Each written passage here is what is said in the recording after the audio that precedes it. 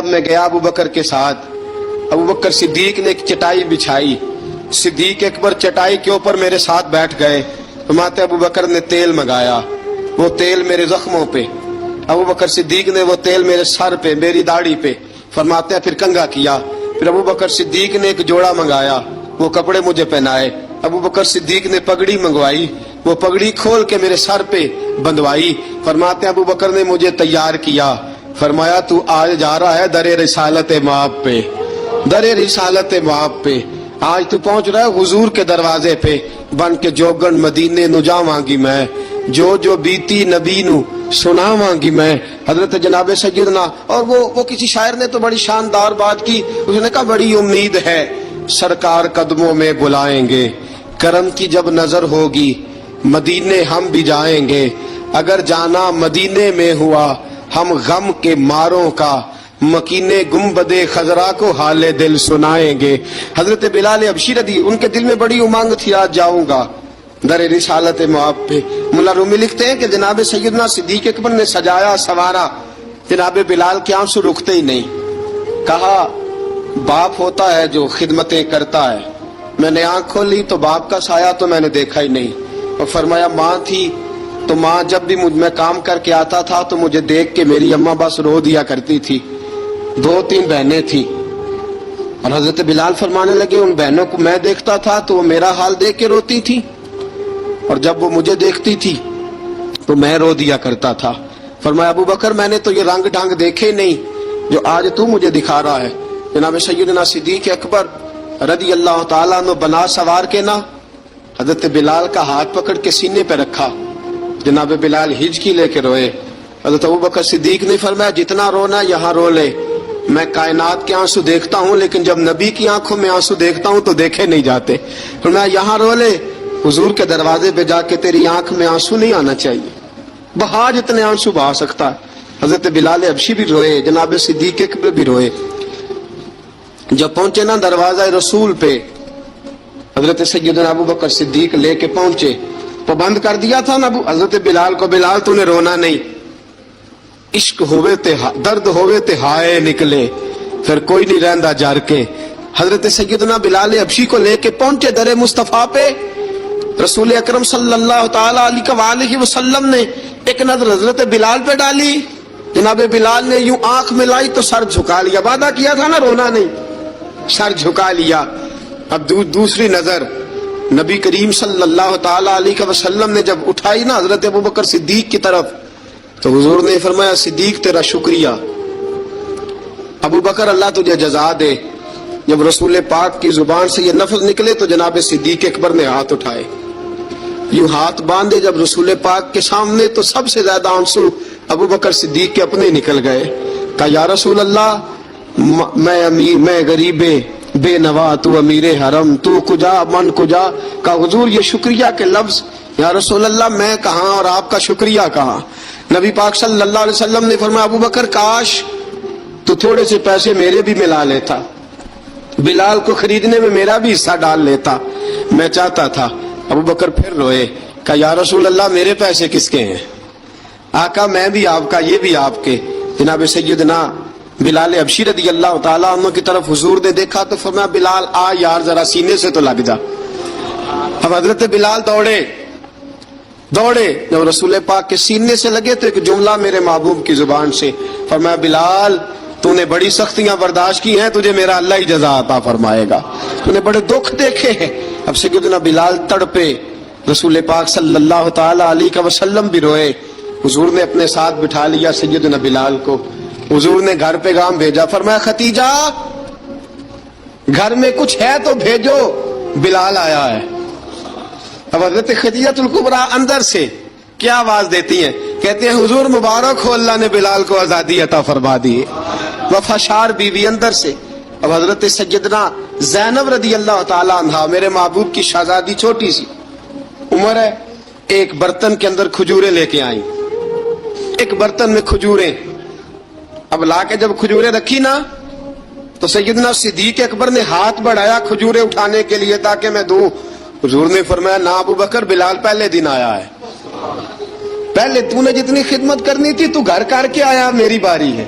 حضرت بلال حبشی فرماتے ہیں کائنات میں میں نے اتنا پیار کبھی دیکھا ہی نہیں تھا. 30 سال سے زیادہ میری عمر تھی, مجھے تو کبھی کسی نے پاس بٹھا کے کھانا کھلایا ہی نہیں. فرماتے ہیں رسول پاک سخت سخت کھجوریں سائیڈ پہ کرتے, اندر سے نرم کھجور نکالتے, اس کھجور سے تھوڑا سا چھلکا جدا کرتے, فرماتے ہیں پھر اس کو توڑتے, اس کے اندر سے وہ گھٹلیاں اتار کے حضور ایک سائیڈ پہ کرتے, وہ نرم کھجور رسول جب میری طرف بڑھاتے. حضرت بلال فرماتے ہیں بھوک تو بڑی تھی لیکن آج بھوک ساری بھول گئی تھی. آج مجھے یوں لگتا تھا جیسے میں زمین پہ نہیں عرش کی بلندیوں پہ بیٹھا ہوا ہوں. آج لگتا تھا کائنات کی ساری نعمتیں, ساری رحمتیں, سارا کرم, ساری عطا, سارا فضل, ساری عنایتیں میری جھولی میں گر گئی ہیں. فرماتے ہیں رسول پاک صلی اللہ تعالی علیہ وآلہ وسلم نے مجھے بڑے محبت سے بٹھایا, حضور علیہ السلام نے محبت سے کھلایا, دودھ پلایا. فرماتے بڑا پیار کر کے نا, تو جناب سیدنا صدیق اکبر نے کہا حضور بلال کی ڈیوٹی کیا ہوگی, حضور بلال کی ڈیوٹی کیا ہوگی. حضرت بلال کہنے لگے حضور میں فارغ رہنے کا تو عادی نہیں, میں تو جفا کا آدمی ہوں, محنت کرنے والا, ڈیوٹی کیا ہوگی. رسول پاک نے فرمایا بلال یہ میرا گھر ہے, آج کے بعد میرا نہیں یہ تیرا گھر ہے. فرمایا میں مصروف ہوتا ہوں تبلیغ کے کاموں میں, گھر کیا لانا ہے وہ تیری ذمہ داری ہے, کہاں سے لانا ہے وہ بھی تیری ذمہ داری ہے, پیسے کہاں سے آئیں گے میں تجھے بتلاؤں گا, کہاں لگانے ہیں تجھے ایک دفعہ بتاؤں گا, پھر تو لایا کرے گا, تو ہی لگایا کرے گا. فرمایا میرا پرسنل سیکرٹری بن کے رہے گا, تو خاص مقام تجھے دیا جائے گا. حضرت سیدنا بلال حبشی رضی اللہ تعالی عنہ کو رسول اکرم صلی اللہ تعالی علیہ وسلم نے اس کام پر مقرر فرما دیا. اب دیکھیے حضرت بلال رضی اللہ تعالی عنہ جب در مصطفیٰ صلی اللہ تعالی علیہ وسلم پر پہنچ جاتے ہیں, اور پہنچنے کے بعد کیا مسئلہ ہے جی, کیوں نہیں چل رہا؟ درود پاک پڑھی الصلاۃ والسلام علیک یا کی گل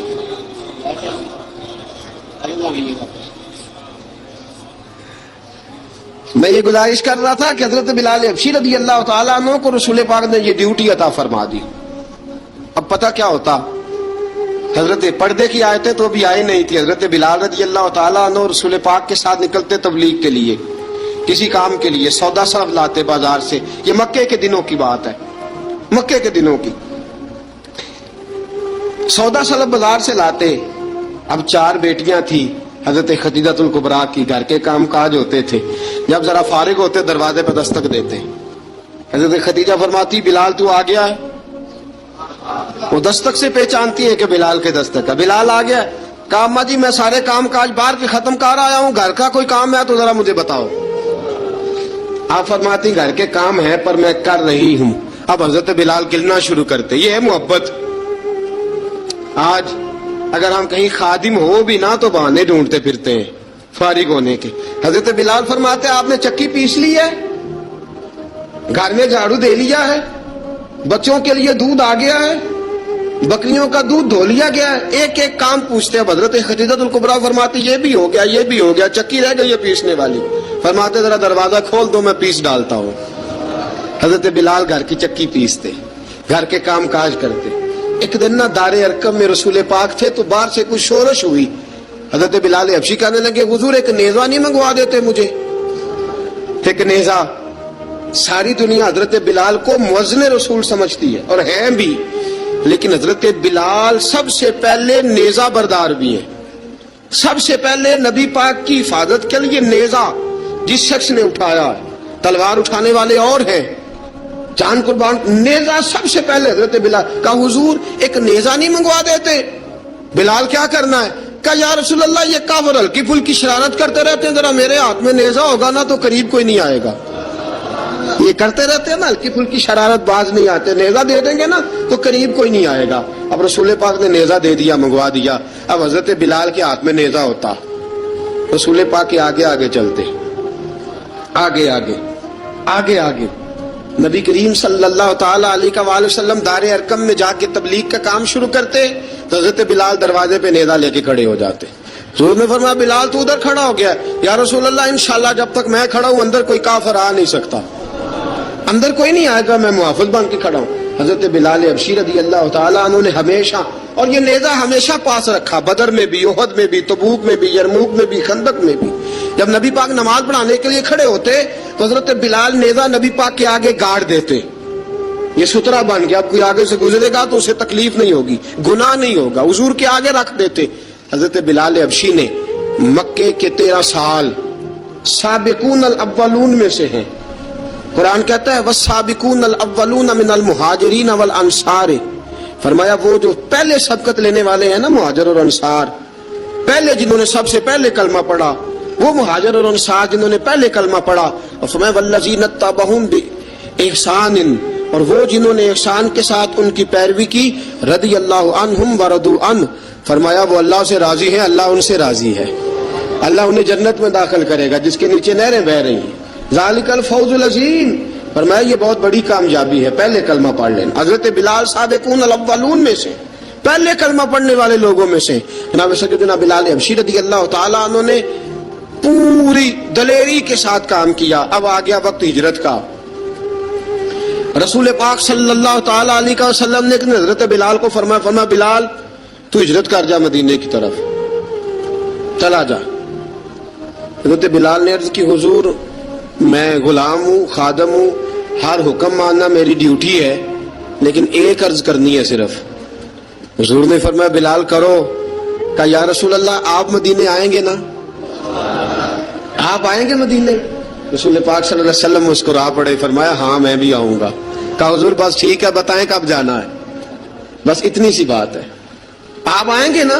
حضور نے فرمایا آؤں گا۔ کہا ٹھیک ہے، بتائیں کب جانا ہے۔ سرور کون مکان سیاح لا مکان صلی اللہ تعالی علیہ وسلم نے فرمایا بلال یہ 16 مرد عورتوں بچوں پر مشتمل 16 لوگوں پر مشتمل یہ قافلہ ہے، اس قافلے کے اوپر تجھے میں امیر مقرر کرتا ہوں، تو ان کو لے کے جائے گا مکے سے مدینے، 250 کلومیٹر کا سفر، 250 میل کا سفر۔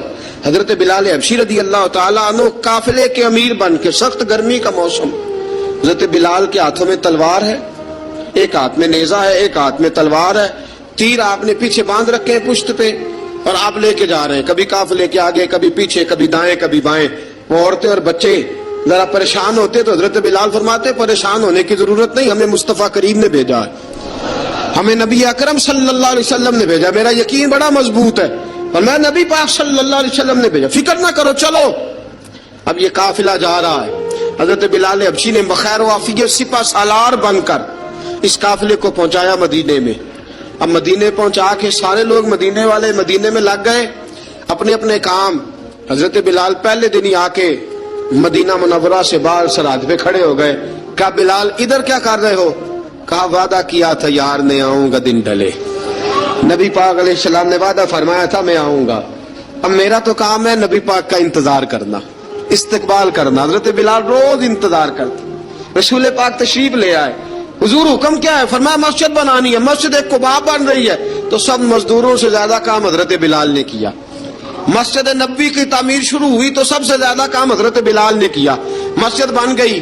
اب جناب اذان کا معاملہ شروع ہو گیا، مسلمانوں کو نماز کے لیے کیسے بلائیں؟ ایک صحابی کہنے لگے حضور ہم اوپر آگ جلایا کریں گے، جب آگ جلے گی تو لوگوں کو پتہ چلے گا نماز کا وقت ہو گیا۔ ایک نے کہا ہم بڑی دف منگواتے ہیں، دف بجائیں گے، نماز کا وقت ہو گیا۔ حضور نے فرمایا جاؤ صبح فیصلہ کریں گے۔ رات سے صحابہ سوئے، حضرت عبداللہ ابن زید رضی اللہ تعالیٰ عنہ اور حضرت عمر فاروق رضی اللہ خواب دیکھتے ہیں، خواب میں کوئی اذان پڑھ رہا ہے، اللہ اکبر اللہ اکبر اللہ اکبر اللہ اکبر۔ اذان پڑھنی چاہیے نا؟ کیا خیال ہے آپ کا؟ اذان آنی چاہیے نا؟ میں ویسے معذرت کے ساتھ کبھی کبھی ایسا ہوتا ہے کہیں جماعت کرانے لگے نا تو کسی سے کہنا تکبیر پڑھو تو ایک دوسرے کو کہنا شروع کر دیتے ہیں تو پڑھ تو پڑھ۔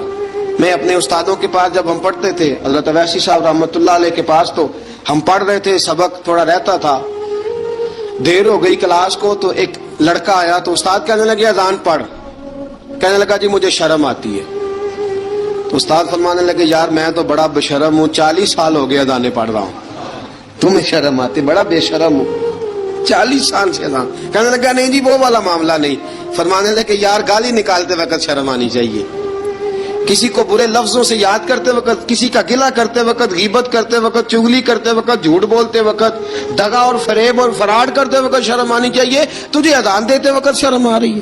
یہ ہمارا حال ہے. اذان آنی چاہیے، مشکل کام نہیں، سیکھنی چاہیے. میرے نبی کریم صلی اللہ علیہ وسلم نے فرمایا جس نے 40 دن تک اللہ کی رضا کے لیے 5 وقت کی اذان پڑھی، 40 دن صرف، فرمایا اللہ اس کے پچھلے سارے گناہ معاف فرما دے گا. اور فرمایا قیامت کے دن سب سے لمبی گردنیں مؤذنوں کی ہوں گی.